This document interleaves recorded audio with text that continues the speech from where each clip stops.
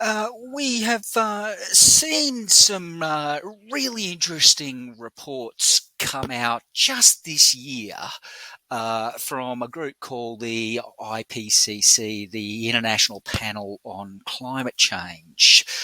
This is a group of, roughly about 240 scientists who have critically reviewed, peer reviewed, and quality scientific journal articles that describe things like the impacts of climate change, new technologies to deal with the consequences of climate change and to reduce emissions, impacts on ecology, whole variety of different journal articles. And this group of scientists have gone out and reviewed approximately about 30,000 different scientific articles in the topic area, the general topic area associated with climate change, impacts, adaptations, and consequences.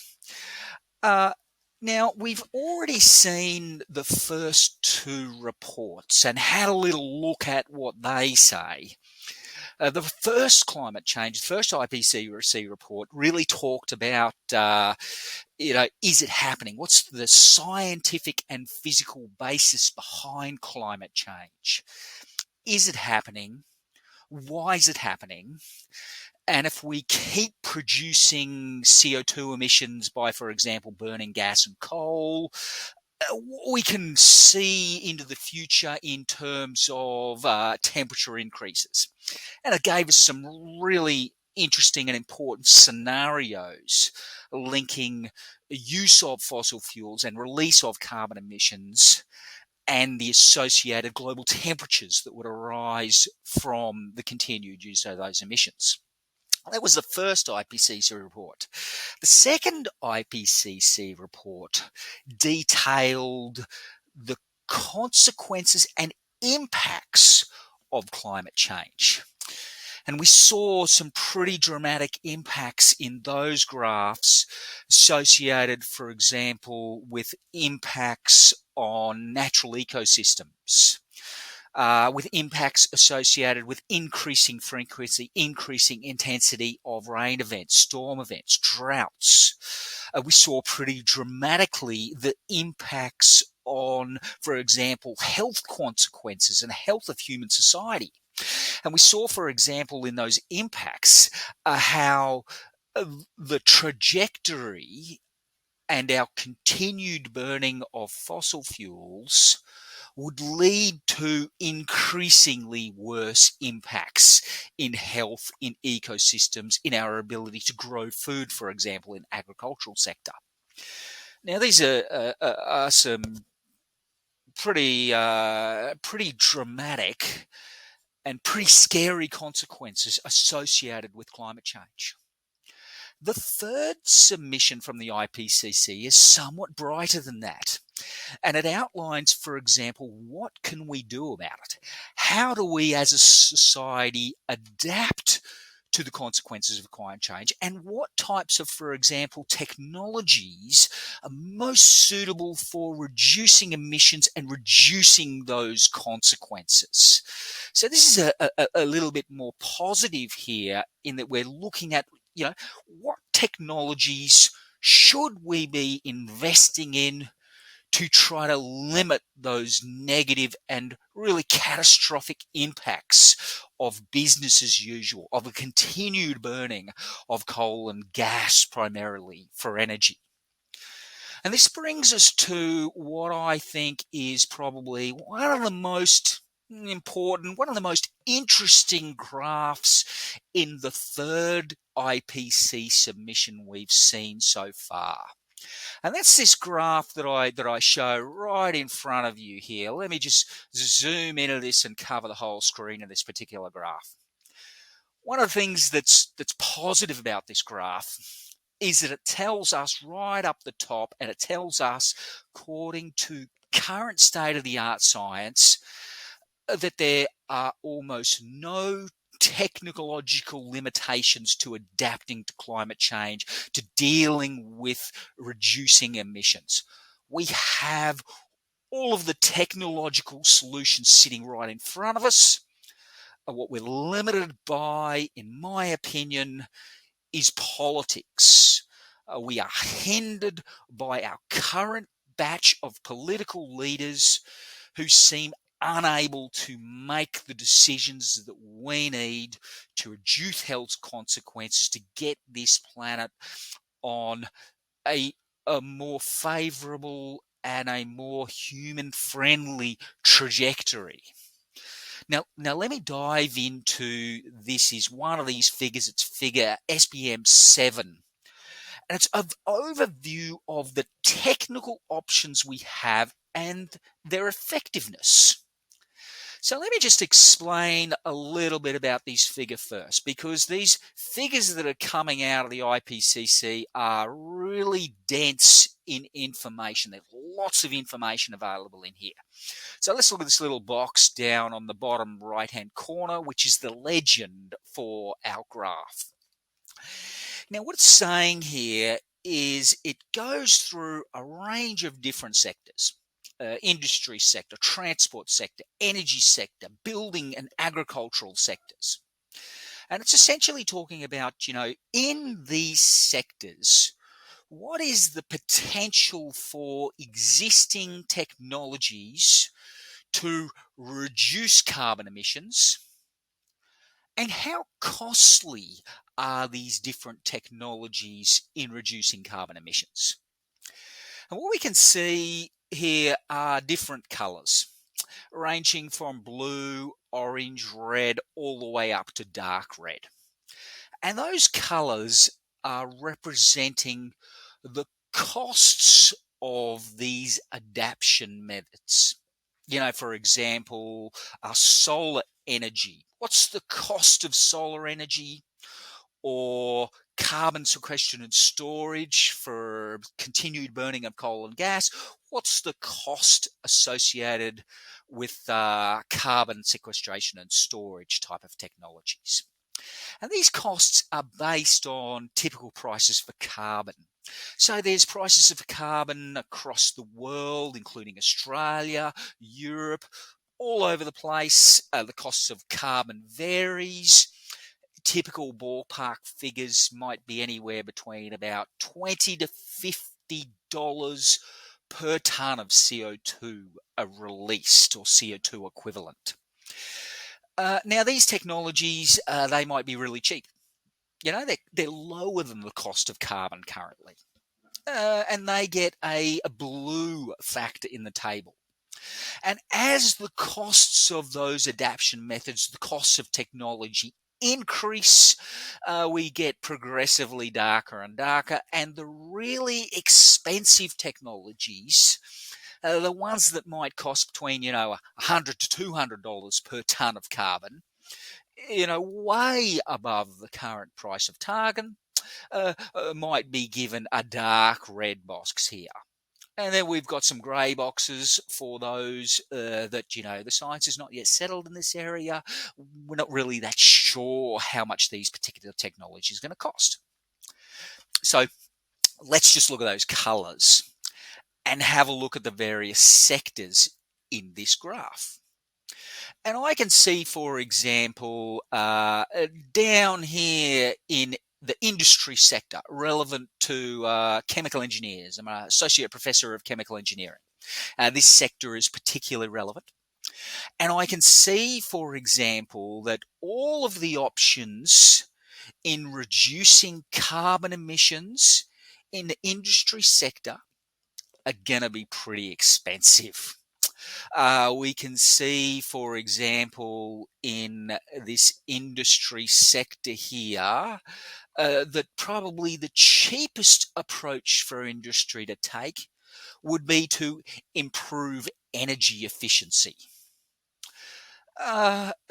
In comparison, it's going to be very, very expensive, much more expensive, to deal with carbon emissions by using, for example, carbon capture and storage types of technologies. So if we look, for example, at the transport sector instead, We can see that in order to reduce emissions in the transport sector, these types of technologies, for example, fuel efficient light duty vehicles, or shifting to public transport or supporting bicycle use, that's the really cheap stuff. You know, those types of changes in society and to industry and to how we conduct society are coming across as blue. They're coming across as a much more cost effective, a much cheaper approach to dealing with carbon emissions is to deal with the transport sector. Now, let me point out some other facets to this graph.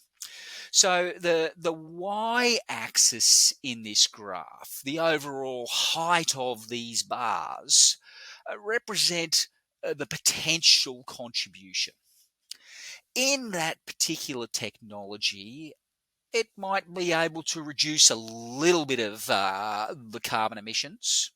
For example, here is a technology that reduces a small proportion of carbon emissions. There's a small potential contribution.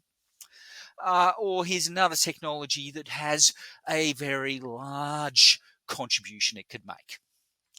Now let's look specifically at the energy sector and have a look at those contributions. So when we're looking across the whole of the energy sector and we're comparing, for example, the potential reduction emissions associated with wind energy, potential reduction emissions associated with solar energy, or then we might look, for example, at nuclear energy or carbon capture and storage and the continued burning of fossil fuels, for example. We can compare these different technologies.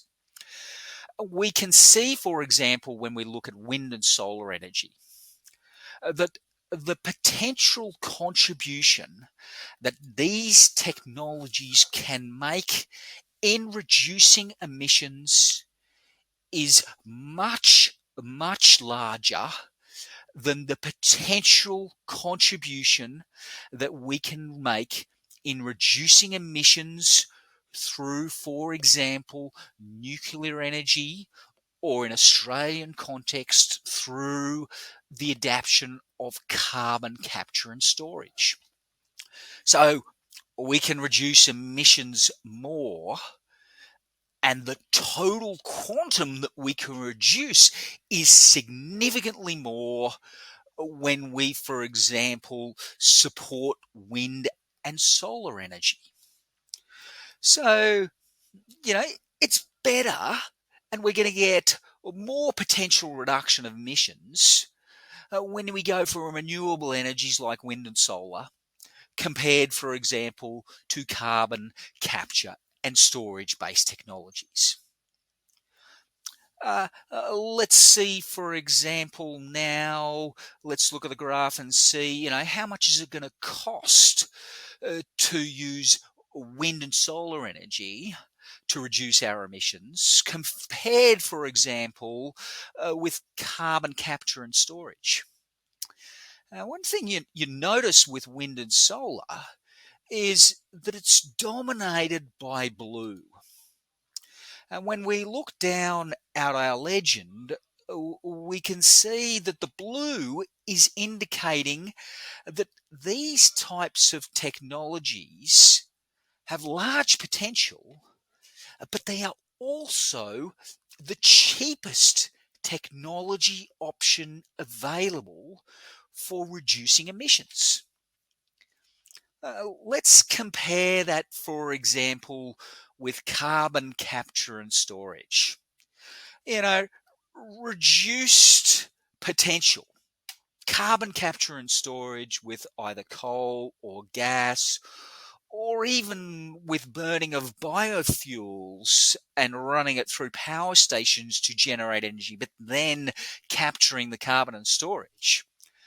These technologies not only have far less potential in reducing those emissions, but they're dominated with dark orange and deep red.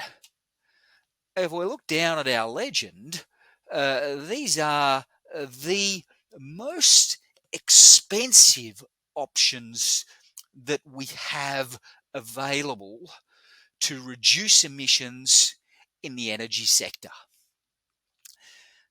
Let me interpret this. If I was a politician and I really cared, one, about action on climate change, and two, about good economic management and getting the best bang for buck for taxpayer dollars, I'd want to be supporting the blue bars that extend the furthest into this table. I'd want to be using taxpayer subsidies, for example, to support wind and solar energy. They're the cheapest energy options, and they have the most potential for reducing emissions. I would, for example, still steer well clear of carbon sequestration and storage because those technologies have the lowest potential for reducing emissions, and they are substantially more expensive as a method to reduce those emissions. It is impossible to decouple politics from energy and climate change policy. And what I notice in these conclusions when I look at current politics is that the dominant political parties, in particular the federal government we have at the moment, is pumping billions into technologies that are incredibly expensive and that have limited potential in reducing emissions. And I would say to them, why are you wasting all of that money on technologies with the least potential and the most expensive options available? If we move to another area, for example, and I thought this was particularly interesting, is to look at the building sector and see, for example, these two blue bars. Cheap methods of reducing emissions are to take existing housing infrastructure and to improve the energy efficiency. Building new energy efficiency housing or energy efficient housing might have good potential. The bar's a bit bigger, but it's pretty damn expensive. There's a lot of red in new buildings. I think as a politician, caring about taxpayer dollars, caring about good economic management, I'd be piling the money into the existing building infrastructure and making energy efficient buildings, energy efficient lighting as a matter of policy. We talked a little bit about transport. We can see it's smothered in blue. I think there's a good sector to get cheap gains in reducing carbon emissions. I've often talked to my students about the benefits of energy efficiency as a means of reducing emissions in industry. And we can see here that this is the lowest cost options for industry is to improve existing industry by implementing energy efficiency changes. New reactors, more efficient insulation. There's a lot of really excellent information in this series of graphs that I think we need to be aware of, and we particularly need to be aware of when our politicians, the people that represent us, when they say they're acting on climate emissions and climate impacts, I want to know, are they doing that in the most cost effective and the most effective way possible. And I'd be asking my politicians, why the hell are you investing in carbon capture and storage when you should be investing in wind and solar energy, because it's a hell of a lot cheaper and you're going to get much more significant impacts out of investing in those particular technologies. So I think this gives us a really excellent snapshot. One of the encouraging things about there is that we are in no way limited by the technologies that are available to reduce emissions. We are limited by our politicians and by our representatives who choose not to act and who choose to act in the wrong areas. And it makes me wonder, what are the vested interests that our current batch of federal politicians are looking, and state politicians are looking to try to support? Take this graph, show your local representative and say, what are you doing to try to limit and reduce the impacts of climate change? An excellent graph to get on top of. So thanks very much for your time.